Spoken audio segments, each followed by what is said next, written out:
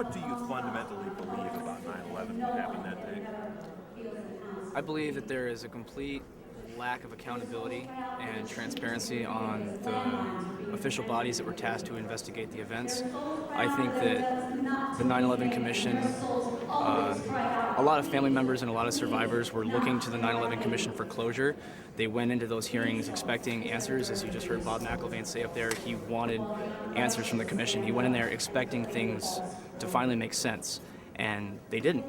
And I think it's the complete lack of accountability on the part of the government that has led to the formation of the truth movement, and is why, people like me and Corey and everyone here continue to do what they do, is because we're pretty much doing what the government didn't do, which is properly investigate and look into the events of September 11th, who truly stood to benefit from it, and why we're still living in the repercussions.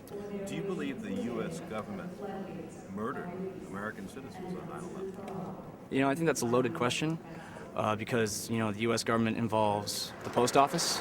So I don't think that... So let me phrase it a different way then. Do you believe elements of the U.S. government murdered American citizens? I believe that it's highly possible that there were definitely elements within the Bush administration that either were criminally negligent or criminally complicit in the events. Complicit, you mean they allowed the killing of innocent Americans? One way or another, they allowed the killing of innocent Americans. The only question is how responsible they were for it. Why would they do that? Why wouldn't they? Well, do you have a reason for it? Do you have a motivation? Well, look at everything that the American government has done in the name of fighting terror. Look at the foreign wars we launched. Look at everything that's been done in the name of preventing another attack like that. And ask yourself if any of it could have been done on September 10th. We're still living in the post 9/11 era, and we're still doing whatever we want because of it. Let me ask you, Corey, what do you fundamentally believe about that day? I fundamentally believe that there is a huge problem. As a veteran who served in both Afghanistan and Iraq for our country, and to see my brothers and my fellow soldiers die overseas over misconstrued information, straight up lies, and disinformation that's been put out to the American public to push a war that is, on every level illegal, built on lies. And the fact that you say, would the American government kill innocent Americans? They do it every day. They send soldiers to war every single day to fight a war that was built on lies. So they kill American soldiers every day that we stay in Afghanistan and Iraq for the reasons that the Bush administration placed us there. Of course, soldiers die in war. Soldiers go to war. Do you believe elements of the American government were complicit in killing innocent civilians that day? Yes, I do.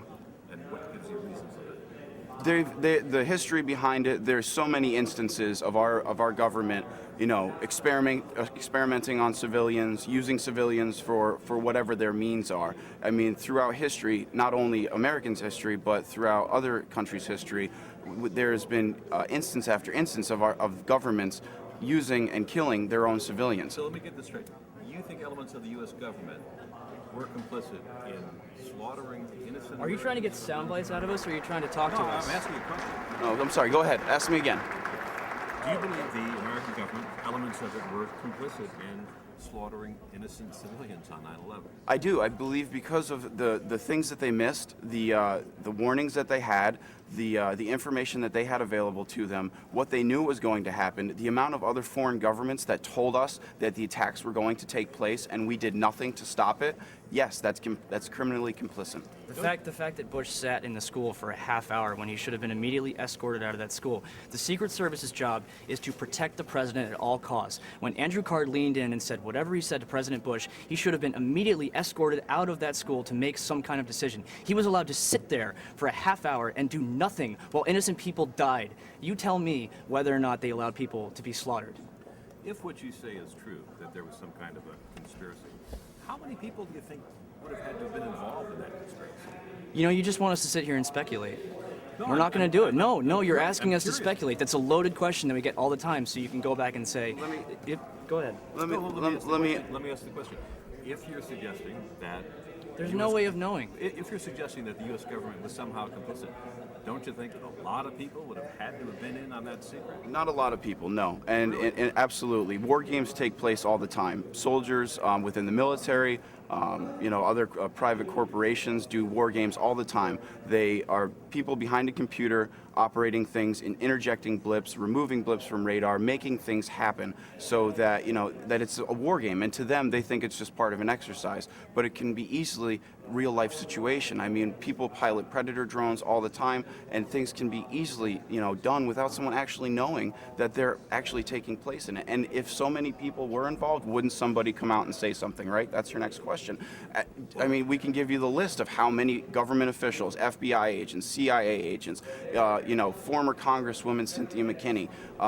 There is a laundry list, hundreds and thousands of names long, of government officials, politicians, inside, the intelligence agencies that have come out and said the numerous issues that are up with 9/11. And you want us to focus on, did the government do it, or, our... There's an FBI whistleblower here right now if you want to interview her. I mean, if No, we plan on Good. interviewing her. But, I mean, the question is, if people would have had to have been in on the conspiracy, don't you think by now someone would have acknowledged it? Don't you think 10 that years later? don't you think if you took part in the murder of 3,000 people, you wouldn't want to get on TV and admit it? You're telling me you, Chris, the producer at ABC News, if you helped slaughter 3,000 innocent people and lead to 2 illegal wars, would you get up on ABC News and tell the American people and be followed, harassed, and probably killed? Well, I've worked in Washington for a long time, and one thing I learned in Washington is that there aren't too many secrets in Washington. And if there are, they don't last very long. Washington leaks like a sieve. You ever heard of the Manhattan Project? Oh, yeah. So you know that Harry Truman didn't even learn about it until he took office? So, Do you know that? Do you know that Harry Truman didn't know about the I'm Manhattan? not going to debate the Manhattan Project. with Well, you. you want to debate about whether or not secrecy is possible in the government, and I think I No, just I'm proved it to you. I'm just trying to get your view. And again, our views aren't important. We're just two guys that made a movie, and our views are clearly put forward in our movie. And I mean, and we don't want you want to pigeonhole us down into did the government do it or not. 9/11 is so huge. There's so many aspects to 9/11. On every single level, that we're just two guys that made a movie, never intending it for it to do what it did. And we've been trying to deal with it and do the best that we can. There's people here that you should be interviewing. There's CIA agents, there's the FBI whistleblower, Bob McIlvain, the family member who actually is asking the question, who is putting forward the information that he feels that is important and that needs to be investigated. Not to mention the first responders and the people that are here that were there that day, that were on the ground, that saw what they said they saw, and have come out and given their testimony time and time again. We're just two guys that took that information and collected it into a digestible piece of video edited information. And it's only because of all of these people's work that we've ever gotten any credibility at all. And we shouldn't get any credibility. I'm just going through college now. Let me ask you another question. Are you prepared to admit that you might be wrong? That Absolutely. in fact, We've been wrong before. There may have been hijackers. We didn't say there weren't hijackers. Of course there was hijackers. Of course they're clearly there on the Words in our videotape. mouth, and you can't say that we believe things that we didn't say we believe. It's that simple. No, I'm asking you. Are you prepared? We've been To face prepared the since fact that we've you're been wrong. prepared And since we day wanna one. be wrong. But you know what happens is ABC News comes and interviews us and then goes and attacks us instead of actually going and I don't know, maybe trying to get some accountability for the events. It's easier for you guys to interview the 2 young filmmakers and attack them, call them names, put words in their mouth, and extract sound bites from them than to actually go and try to investigate the attacks. And so we just keep fighting back and forth with the media. You just keep calling us names and we keep going, why aren't you going and interviewing actual people that could lead to a new investigation? Why is it easier to interview us and to demonize us than to actually try and get your job done? Well, a lot of journalists have done that, and a lot of organizations have reported. As you know, the assertions you make were sort of disputed point by Popular Mechanics. No, they weren't. They picked 7 claims that they said the whole movement makes, and they painted them with a brush and said, that's it, case closed.